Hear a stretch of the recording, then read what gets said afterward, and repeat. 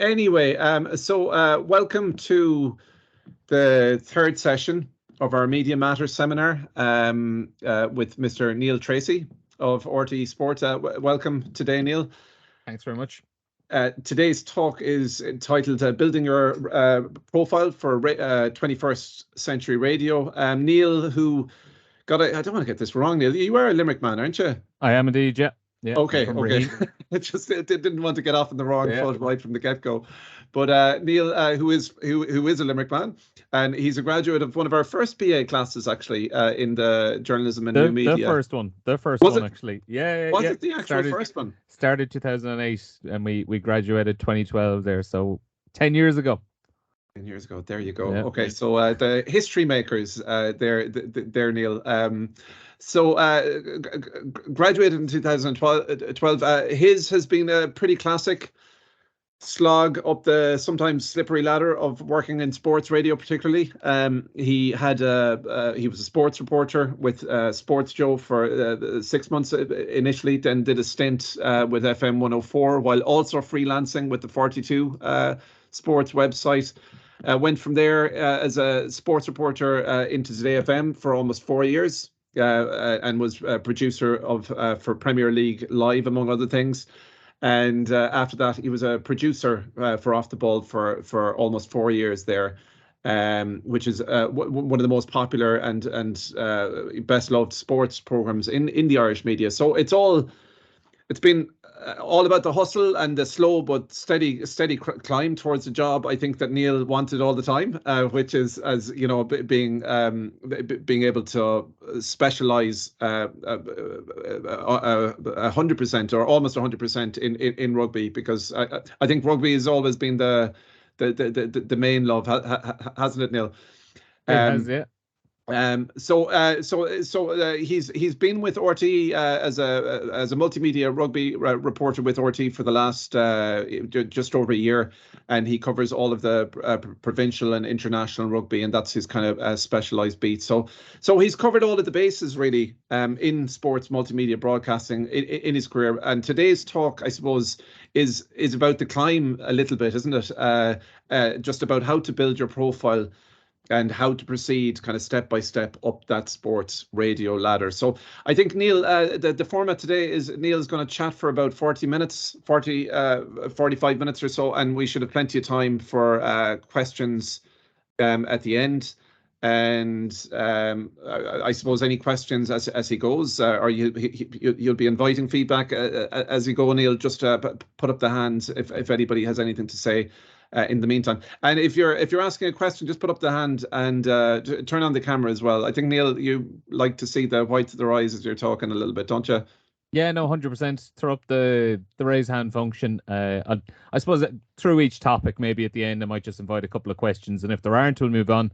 But if you have something on that specific topic, by all means, throw up the raise hand function, turn on the camera, and we'll run through a couple of questions. And then at the end as well, I suppose, just kind of broader questions, if anyone wants to keep those for the end as well, by all means, we'll make sure we have time for them as well. Great stuff. So welcome again, Neil, and thanks for joining us today. So over to you, sir. All right, thanks, Fergal, and afternoon, everyone. Delighted to be here back at I suppose virtually with UL. I was in the building there a couple of years ago to chat to one of the other MA classes, but it's still nice to be able to do it from my own bedroom here up in Dublin. But listen, guys, today I'm going to be talking to you. Fergal kind of explained it there. It's in several parts really, about building your profile, about upskilling in the 21st century sports media world, and how there's so much crossover these days between the multimedia side of things, between radio, written content, video content as well. And we'll run through just some of the areas that we've been down through over the years. So I suppose, first of all, just to recap on what Fergal was saying, for those who don't know me, my name is Neil Treacy. At the moment, I'm a multimedia rugby journalist with RTE.ie. I've been there since September of last year. So my day-to-day role essentially is just covering rugby, whether it's, on the day-to-day basis, doing match reports at the weekend, our live blogs whenever we have them as well, podcasting during the week and producing that podcast and presenting it. And obviously then you have the side of things where you're cutting up parts of the audio to send on to the radio department, cutting up clips of video to get them out on social media, and contributing to the radio side of things as well. But specifically on rugby is what I've been doing for the last 13 months or so.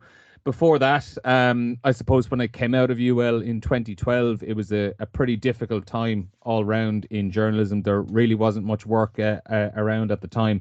There were very, very few of us from our graduating class of, I think, of about 23 or 24 who got anything close to a full-time. I think there were maybe one or two people who had full-time jobs coming out, and the rest of us either went our separate ways from journalism or we just went down the freelance route, and that's what I was doing for quite a while. Picked up an internship in TV3 after maybe a year or 18 months, and that brought me up to Dublin, and from there it was just picking off the bits of work wherever you could get it. So as Fergal said, I spent a few months in sportsjoe.ie where you were doing maybe 2 or 3 days a week. You're combining that with 2 or 3 days a week in FM 104, where I got the first taste of radio. Then I was over to the 42.ie for a few months as well. And all of that really was kind of between 2014 and 15. And I managed to get the foot in the door into Today FM, just helping out as a runner on Premier League Live, which some of you may remember was the Premier League commentaries we used to have on Today FM for I suppose it was 20 plus years, up until 2019 is when it was finished. And managed to get a full-time job in there in 2015, eventually, after a few years of the freelance life. And after a couple of years, the whole Communicorp family, so Today FM, 98 FM and News Talk, all kind of, they merged their news and sports teams together. So we kind of became part of the whole Off the Ball family, and that's how the Off the Ball brand really, really grew after it was about maybe 10 or 12 years as the radio show on News Talk. But that Off the Ball brand grew enormously then from 2017, and I just would have spent time working in there, and I suppose it was a great education inside in there, because it was an organization who are really, really willing to give you opportunities to do whatever you want. And like, I was there between Today FM and Off the Ball, you're talking 6 years, and I pretty much got an opportunity to try myself out and do whatever I wanted in there. I produced Premier League Live for a couple of years. Then I was producing the weekend shows on News Talk, which are, it might sound like the same thing, but they're two very, very different shows with very, very different tones and styles to them. Championship Sunday and Scrum Saturday on Today FM. Got an opportunity to do some commentating, live reporting, working on the online side of things as well.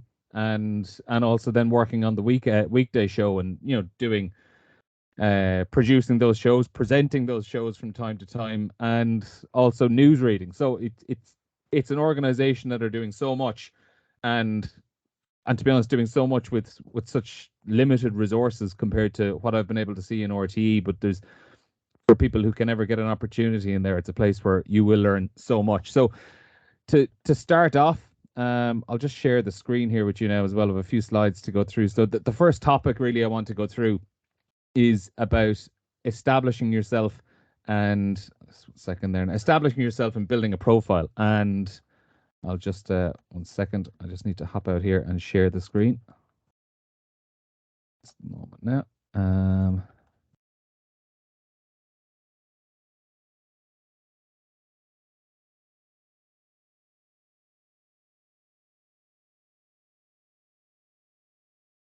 Second. Are you seeing my screen there, Fergal? Yeah, that's come through. That's fine. Lovely stuff.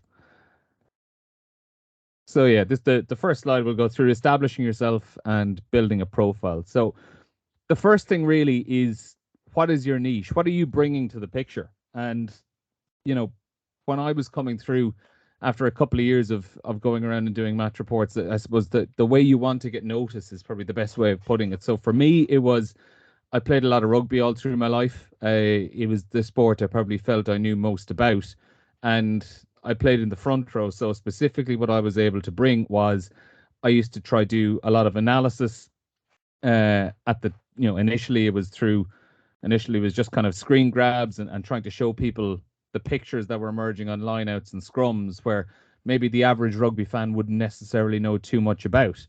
And I would use it as another example, and probably a better example as well. He was the kind of trailblazer for the online analysis, particularly in rugby, as someone like Murray Kinsella, who I think if anyone here is a rugby fan, they'll know a huge amount about. He is with the 42. I got to work with him for a couple of years, and he was probably the first person to go through and do that analysis. And his niche was that he was a top quality rugby player himself. He was in the Munster Academy for a while, and I would have seen what he was able to offer. But you know, he was analysing a lot of defensive plays, attacking plays. What I was able to bring was the scrum and the set piece and the line out. So it's about finding your unique selling point. For some people, that is if you have a particularly good sense of humor. Are you really, really funny online? Are you able to spin sport around and make it more colorful, make it more humorous? Some people might be in analysis. You know, in terms of GA, I've seen people going really, really in-depth analyzing things like puck outs, or, you know, analyzing forward play, the stuff that me as a passive GA fan wouldn't really be able to contribute too much on, aside from the basic points. For some people, it could just be statistics. Some people, they might know SEO inside out. They might know how headlines work better than anyone else. And I suppose just for you, it's about finding what it is that you know. It might be a niche sport itself. You might be huge into baseball or American football or Australian rules, and I think that's probably one that's going to be getting even bigger and bigger with the amount of Irish women going over to the AFLW in the next few years. You might have a pretty decent sporting career yourself. You know, you might have played rugby or GA or soccer to a pretty high level, and that comes with it basically an instant gravitas of, you know, people will take what you were saying a hell of a lot more seriously than they probably will if I'm saying it, where I didn't really have any sporting career, so to speak. But so that's, I think the best advice I got as well is I read it before, was in sports journalism, it's so subjective. Whether you're talking broadcasting, whether you're talking writing, it's all subjective. It doesn't matter how good a writer you are in the eyes of a lot of people. There are going to be people out there who think you're a dreadful writer, who don't like your voice, who don't like your tone, who don't like the way you speak, the way you ask questions. But ultimately, if you know your particular sport or your particular avenue better than anybody, if you're able to absolutely nail down your facts and have that knowledge, you are going to be the person that, you know, that the employers or that the editors are going to want to hear from more often than not. Because, as I say, the voice is subjective, the style of writing is all subjective, but if you're able to offer way more than anybody else in a particular subject, that's where you're going to make your breakthrough. Having said all that, and this is where I suppose in part I'm kind of contradicting myself, while you need to have that niche to get your foot in the door anywhere, I have found particularly, and I've seen it when we've been hiring interns down the years, when I was in Today FM and Off the Ball, that you still need the broad knowledge, because you're never going to be hired straight away as a rugby journalist. Like, rugby has been the focus and the niche that I've kind of worked towards since I graduated in 2012. But I was 9 years out there working around across a wide variety of sports until I got the opportunity to just fully focus in on rugby. I would use it as a great example. There's a guy in Off the Ball at the moment who myself and one of the other lads interviewed for an internship a few years ago, and he's now a staff member there. His name is Stephen Kisby Green. So Stephen, to give us an example, when he was interviewing for us in early 2020, he was either on an MA or a BA in DCU. Stephen's from South Africa. He had only been in Ireland for a couple of years, and he had a little bit of journalism experience from at home. He had a previous journalism degree that for some reason just wasn't really recognized in Ireland, so he had to go back, and I think he had to do the MA in Dublin. So when we were interviewing, he ticked all the boxes. He knew, you know, from a journalistic point of view, he knew how to go about the work. But the one issue for us was that he hadn't a breeze about GA. He hadn't, you know, he had been in Ireland maybe 6 months or so, He had seen it on TV a couple of times, but he knew next to nothing about it. And we took a chance with him, but on the basis that we explained to him, and he promised us that when he was going to be coming back for the internship in, I don't know, maybe 3 or 4 months' time in the summer, that he was going to have the nuts and bolts of Gaelic football and hurling down to a T. He wasn't going to be able to offer you anything special on them, but he was going to be able to tell you who are the best teams, what are the general talking points at the moment, who are the best players, who are the managers of the various counties, enough that will just get you by on a daily basis. And I suppose by the time he arrived into us in the summer, it ended up being for nothing because COVID had arrived by then, and we were another probably 5 or 6 months away from actually having any GAA. But the fact remains, when it came down to it then in the winter when the GAA was back, he was able to do a lot of our online coverage. He was able to listen to any of our GAA topics that will be on the weeknight show or on the Saturday and Sunday show. And for me as a producer of that Sunday show, for example, if we had Kieran Donaghy on after a Gaelic football match doing 10-15 minutes of analysis, I would go down to our Slack channel to get in touch with the digital team to see about what were they picking out for the various clips we were going to use online, or what was going to be the breakout article from the show. And I would already have those couple of messages from Stephen, having been able to identify what the key points were, what was the news line coming out of it. And it's just down to the bread and butter knowledge that he'd picked up over those few months. So he got to a point then, within a couple of years, an opening came up, and he's now a full-time staff member in Off the Ball on the digital team. And rugby is very much his thing. Some of you might even have seen him on the show in the last few months. He's been getting a bit of airtime because the niche he's bringing to it is South African rugby, which has become obviously a huge thing with the addition of the South African teams in the URC. So I think he's just a very, very good example of someone who has their niche topic, but has also been able to just nail down the things, the basics of the other sports that are going to get you in the door. Because unfortunately, and particularly if your niche is like a real niche sport, like maybe some of the American sports, or American football NFL is hugely popular in this country at the moment. But RTE, Off the Ball, the 42, they aren't going to be hiring someone on the basis of what their American football knowledge is. They're going to be looking to find out what your rugby knowledge is, what your soccer knowledge is, what your GA knowledge is. And it doesn't have to be absolutely spectacular, but it has to be the bread and butter. It has to be, hitting all the broad strokes and just being able to carry a conversation and identify what are the important things to know. To follow that, I would say just stay in touch with podcasts as much as you can. Read as many sports books as you can outside of your niche and outside of your main interest, and just keep on top of the news on a daily basis, because you don't want to be cramming for things like that. You want to be able to hold your own. To move on from that, then just making yourself available is hugely important at an early part of your career. And I think the opportunities in recent years are probably greater than they've ever been. Since COVID, you're seeing so many more games are being streamed out live on YouTube and Twitter now, particularly like from a local GA point of view and local rugby. And I think there's a huge opening to be got at there. Get on as many mailing lists as you can for the communications officers for the various sports. I'm sure you know who they are. It's very easy to find those out. On the websites of whatever teams, but just get yourself added to those mailing lists and make an introduction to yourself, and also make an introduction to who are the people doing the markings at the various newspapers, at the online outlets, who are the editors. You need to just get in touch with it and say, look, I'm in the Limerick region, I'm in the Cork region, I'm in X part of the country, and I am ready and available. Have pieces of your work ready to show as well on demand, and then also as well, it's knowing the calendar. What are the schools games in GA in rugby that are coming up in your area? In soccer, what are the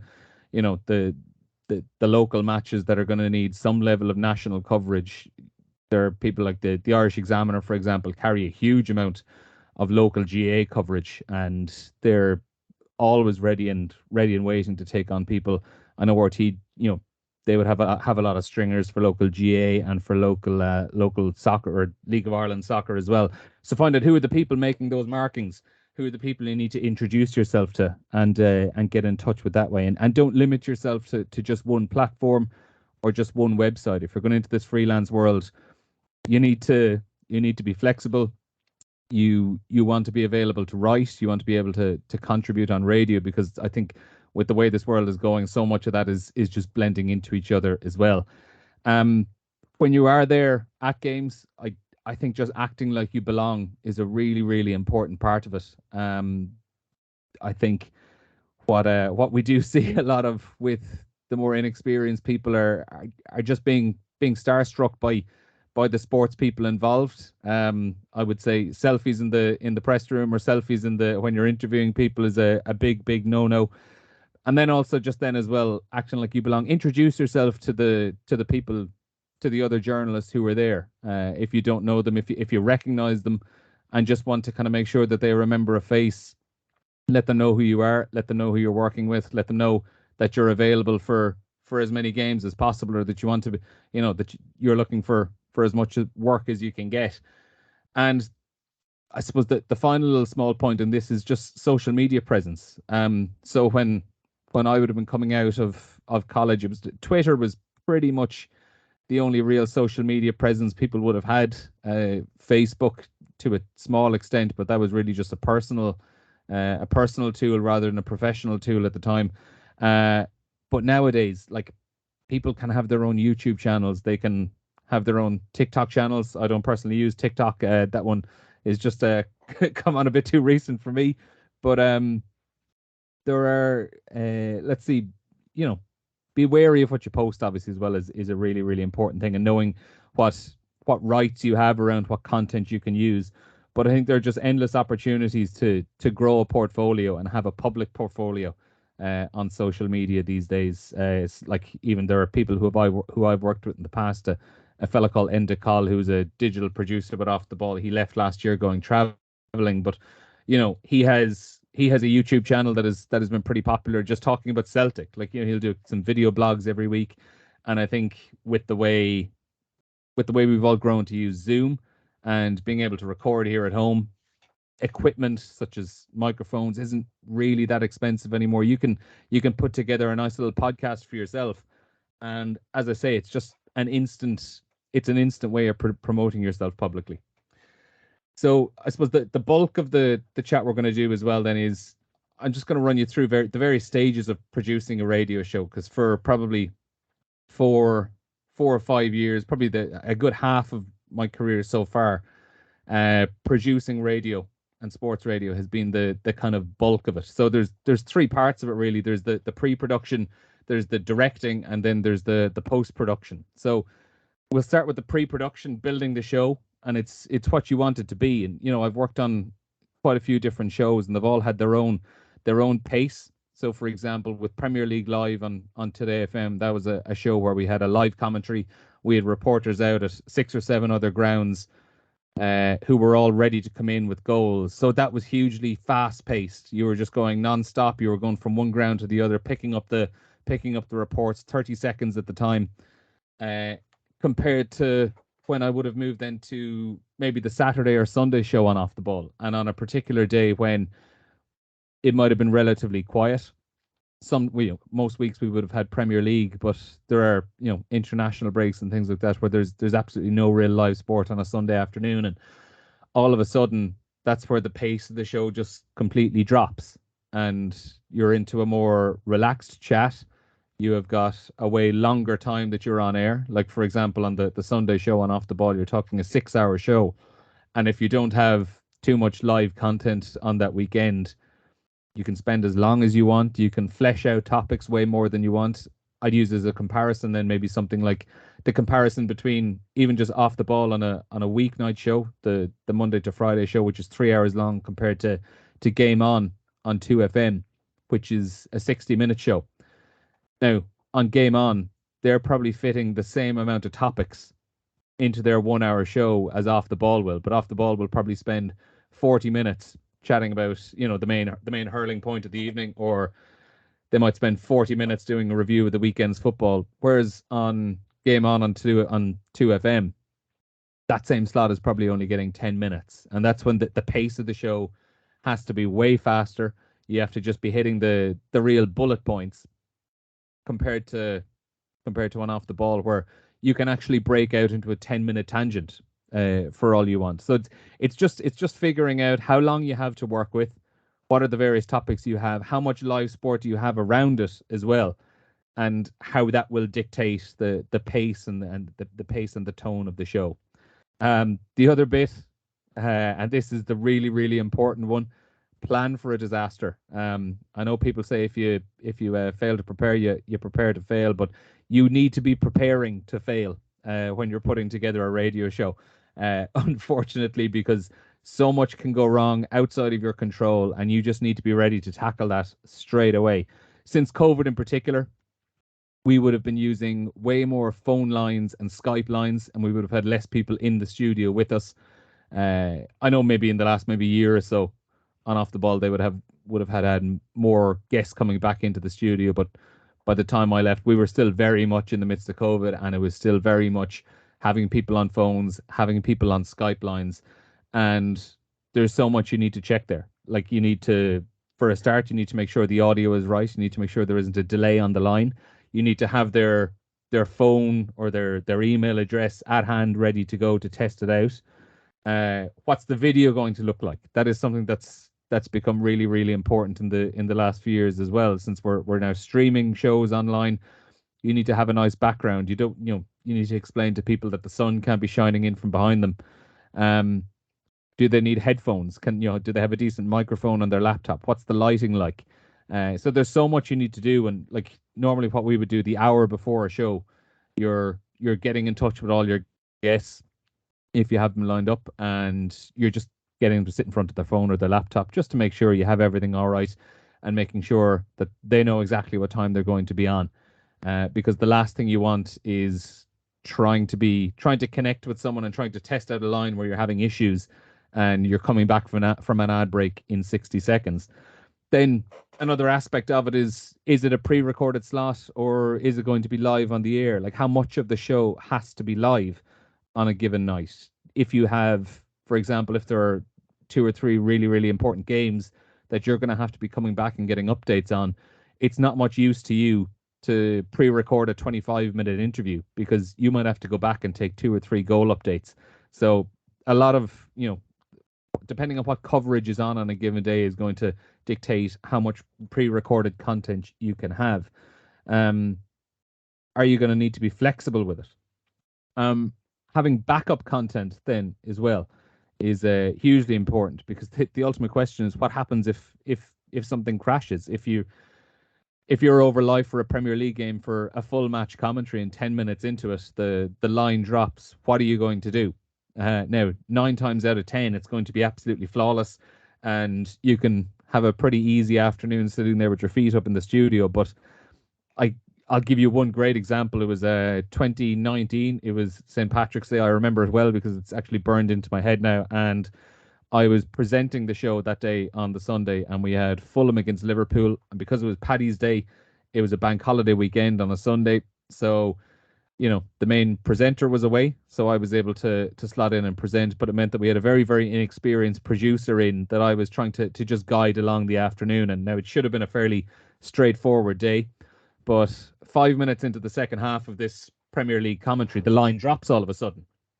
And normally what we do in that situation, we'll just come back to the studio. I will have a couple of text messages just stored away for a rainy day. I will have a little bit of a news script just to fall back on. I will take a script from one of the newsreaders, so I can just run through what are the scores elsewhere in the Premier League, what else is happening around the world, and that'll buy me 2 minutes that I can flesh out while the producer is in the room and he's chatting away to the commentator at the ground. Most times it's really just a case that the line drops because a lot of these commentary boxes are cramped. Someone 2 or 3 feet away has just accidentally hit something or knocked something off, and it's just a case of dialing back in. On this particular occasion, after 2 minutes, we got dialed back in. We handed over to the match, and we thought all was fine again. And 5 minutes later, the line drops again. So we repeat the same trick, and we hand back. And another 2 minutes later, the line drops all over again. So this is getting a little bit stressful, and we have to start thinking. Well, I can't just say, well, the scores are still X, Y, and Z from the various games I told you 2 minutes ago.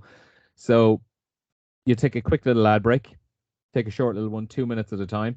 But luckily, what you have in the background is you got backup content there ready to go. It could be anything. It could be highlights from highlights from across the week, maybe 2-3 minute segments of a particularly good interview that you can plug.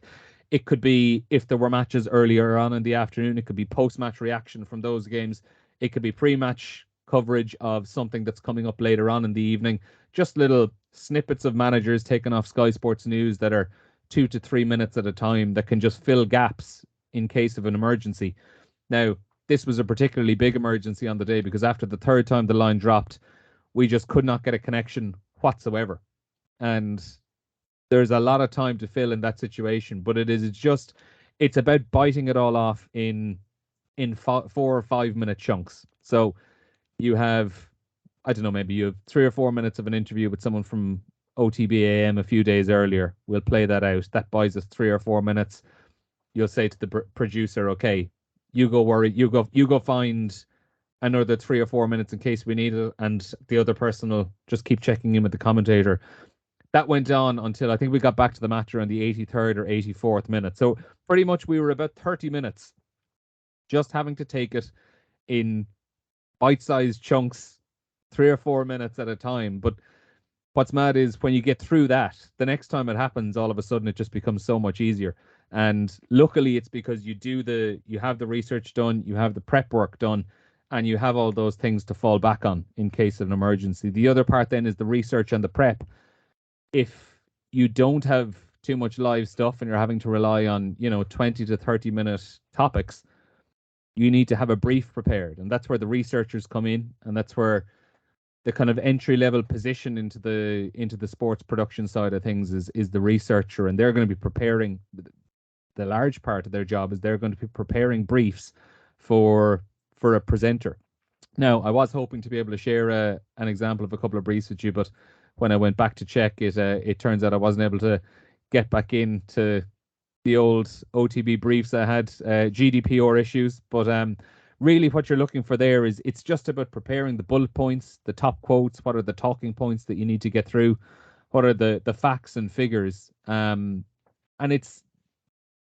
it can be tricky. It's a very precise art, but it's just about laying things out in a clear, concise way for a presenter that they can just touch off the key talking points and get through 20 minutes when they mightn't necessarily know too much about it.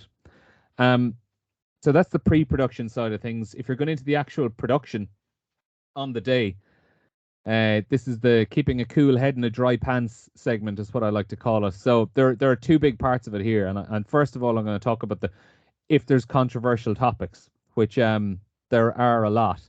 I've done, as Fergal said, I've done pretty much everything in the kind of sports journalism sphere, between radio, online, print, small little bit of TV stuff, and I've never known a challenge quite like producing live sports radio when the SH1T is really hitting the fan. So controversial topics. When I was working on that Sunday show and Off the Ball, I'm not sure how many people would be familiar with the Sunday paper review we would do. I would have that as the recommended listening every single week for someone who's studying journalism, because it is, for a start, Joe Malloy, who presents it, is, I would say, the best sports broadcaster in the country. And the challenges we encountered on that show down the years were enormous, week on week. First of all, there are so many different reasons why it was challenging. For a couple of years, there was nearly every single week or every second week, the Sunday Times would have had an exclusive on allegations surrounding John Delaney and the FAI. And I'm sure you've studied sports law, or you will be studying, or not sports law, sorry, media law over the coming year or years if you're doing the BA course. But that is hugely important, knowing the media law inside and out. When we were in News Talk, if you were producing a show or working in production on a show, you had to have a refresher done on that once every 12 months, with no exceptions. It didn't matter how many times you had done it. It didn't matter if you had a degree in law. Once a year, you just had to do a refresher course on media law. So we would have had things like allegations against John Delaney was a running thing. And particularly if someone is quite litigious, it can be very tricky to navigate your way around that and figure out what can we actually say about this topic, because you have to cover it. It is on the front page of the Sunday Times almost every week. You have to cover it. But trying to figure out what can we say about it, and specifically what can we not say about it. Other issues then that'll crop up in sport, things like doping, is another one where there are legal implications of what you can and can't say. Another one, it's not necessarily an issue legally, but it is certainly, there are a lot of sensitivities around it at the moment, is trans issues in sport. Sporting bodies banning trans athletes from competing in female categories, and there aren't legal implications, but it is definitely one where you just need to be a little bit more sensitive of what you're saying and what you can and can't say. Allegations around racism, sexual assault, homophobic abuse, like there are things that'll crop up a lot of the time, and it's on those Sunday newspapers where they get really discussed at length. Then the other part of it as well is your show going to be live or pre-recorded? If it's pre-recorded, you don't necessarily have to worry. You can go about your business and you can have the legal team check it over. You can make edits if needed, if you think something needs to come out. Who are your guests on the day? That was a big one for us on Off the Ball. If we were very familiar with a particular guest that we had on, they knew the drill. They knew, they were well versed in what they could and couldn't say. There are some people who just love to stir the pot and will try push the boundaries a little, and you need to know the intricacies of that as well.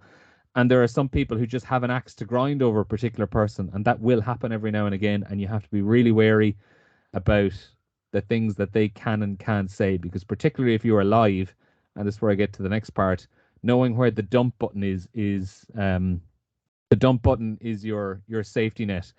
It's your comfort blanket, because I don't know if, luckily I never actually had to hit the dump button in my years producing, but basically a lot of these shows will be going out on delay, on like a 15-second delay. So if something potentially libelous is said, we hit the dump button in the studio and it will basically just go to an ad break where you're listening to it live on the radio, and you will miss out those 15 seconds where the potentially libelous thing is said. Luckily, I've never had to actually hit it. There were a couple of times where I've had to consider hitting it, and thankfully, well, I haven't been sued to date, so I think I got those. One right. But yeah, there's a huge amount to think about in that regard, and it can be a very stressful operation at times. But I think when you find the right balance in those things, it can be very rewarding. Likewise, there are particular times and days where you just have to tear up the running order. I would say one of those in particular, COVID-19, when all of a sudden on a Thursday in March in 2020, we went from having, the weekend's show locked up with Premier League commentaries to keep us busy, to all of a sudden we had 10 hours across Saturday and Sunday to fill, when there was literally zero sport going on in the world. And that's where you need to start getting creative at a very short notice. Another example then is probably the best example I can ever remember of having, was waking up on the morning of June 11th, 2020. It was a Saturday morning. I was producing the Saturday show that day, and waking up to find the news that Jack Charlton had died. Now, we had our 4-hour show locked in advance. Since it was COVID, there were parts of it that were pre-recorded a lot earlier. We had a panel of GAA managers lined up that were going to be chatting to us. But all of a sudden, that running order gets torn up. It gets thrown out the window, and you are starting from scratch at whatever, 9:30 in the morning, and your show is going live at 1 o'clock, and you're on air until 5, and you need to fill out that time as best you can. So it's getting on the phones as quick as you can. Like, I had a quick look back at it, and we had 1, 2, 3, like we had about 7 or 8 different ex-players, journalists at the time who would have worked with Jack Charlton. non-stop. There were, aside from ad breaks, it was 4 hours of live radio non-stop with no interviews played in, nothing pre-recorded. From a production point of view, it was 4 hours of no bathroom breaks, no chance to eat anything, no chance to nip out when we're playing a 5-minute interview. But to finish up after that, and when we say goodbye at 5 to 5, after what was one of the most manic shows you can ever remember, the sense of satisfaction and the adrenaline rush you get is just absolutely enormous. That you piece together something like that at a really, really short notice, and something that had to be done sensitively, something that had to be done well, because like you're talking about someone like Jack Charlton, and if you had made a mess of that, you would have been remembered for that. So there's an incredible adrenaline rush to all that. And it's just about staying calm and staying in the moment. And when things like that happen, the experience you get from it carries you enormously, because the next time something big does happen, you'll have been through all of that before, and it becomes 10 times easier. Now, to move on to the next part, the post-production side of things, the show never really does stop, because just as I say there, you finish up at 5 to 6 and you've finished off that show. But the fact remains that Sunday is just around the corner, and you have a 6-hour show to fill there. And unfortunately, you probably still need to get another 2 to 3 hours of Jack Charlton content onto the Sunday. So you've almost exercised the phone book throughout Saturday, and you need to all of a sudden find new ways of covering this story all over again, and tearing up parts of that running order. But on a normal day-to-day basis, that post-production is still there, because for a start, these days, podcasting is absolutely enormous. There could be 4 or 5 different breakout podcasts coming from a particular show. That could take you another hour to all put together. You have to speak to the digital team before, during, and after about, here's what we have coming up on the show today. What were the top lines that came out of the show? What videos need to be cut from the show and put out on social media? What needs to be taken and turned into an article? And over time as well, you get used to knowing what would work better as a video, and what would work better as an article. Then you have to prepare a handover for the various editors and producers, just to kind of say what we covered on an afternoon, what guests were on, what did they have to say. If we were trying out any new guests, someone who could potentially be a regular football commentator, were they good? Were they bad? Will we go back to them again? Were there any issues, technological wise or legally? What worked on the day? What didn't work? What got a good reaction and is something we could come back to? What were the topics on the Sunday pay-per-view that might actually form the basis of a decent feature the following Wednesday night? What needs to be bookmarked? You have to let the news readers know what various bits of audio should be taken into consideration, what they can use across their bulletins in the evening.